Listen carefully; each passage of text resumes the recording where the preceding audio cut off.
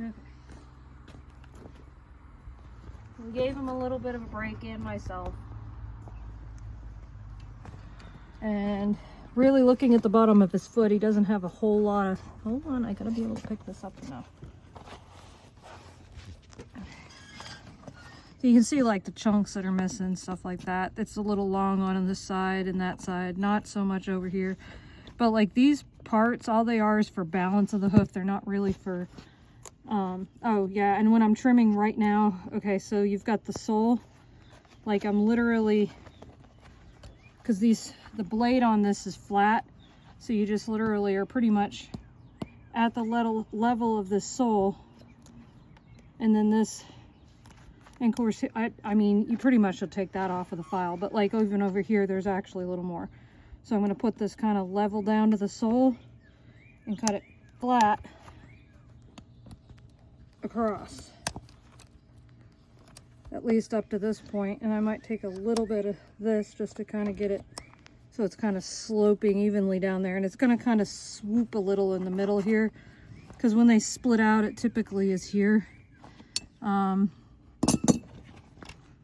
now I'm going to take the file, I'm going to file straight, I'm going to hold here and here, and I'm not going to do this with it. I'm just going to go straight across, flat, following the sole. And I'll just take the heel down a little bit here. And you can see there's a distance here between the frog and this heel. You want to give some distance here, or you're going to end up, he'll be sore walking across stuff. But you don't want to have it be like 2 inches long, because then it's underrun. So like right now, his are pretty good. He's leaning on me because I'm taking, Clark doesn't have a whole lot of patience about any of this stuff. So right now I'm looking straight down on it, and it's looking, although this looks like they're shorter over here, it's actually relatively even. It's leaning so hard. Okay.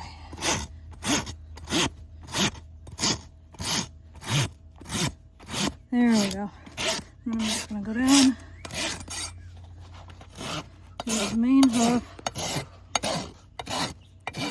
Clark, quit leaning. See, when he's leaning, sometimes you can put something pointy up into their armpit like this, and they'll stand back up again.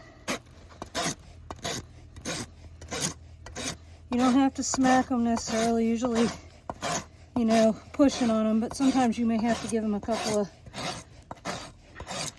jabs into the armpit. But Clark's pretty sensitive, so he doesn't usually need that much push towards him. However, he is absolutely like leaning Tower of Pisa. Sometimes you can't even put their leg between your knees, and you gotta hold it like I am right now with Clark. He's still kind of new into having his leg between my knees, so a lot of times I gotta kind of do everything one-handed. But everything I'm doing is flat with that sole. And we're getting this whole thing down. And don't ever be afraid, like, that eventually you may actually hit into the sole a little bit. Like here you can see, like, these different layers. You've got the outside wall, which is typical. It tends to break off like that. Then it's lighter colored. When it goes dark colored on him, that's his inside wall. It's not going to break and chip as bad. And then this really light colored is what they call the white line or golden line. And then past that, you're looking at his sole, which it's fine if you hit it a little. You're not going to hurt it. I mean, I've hit it as much as a ½ inch into it, depending on the horse. Clark has a very shallow hoof, but okay, that's pretty much it for that.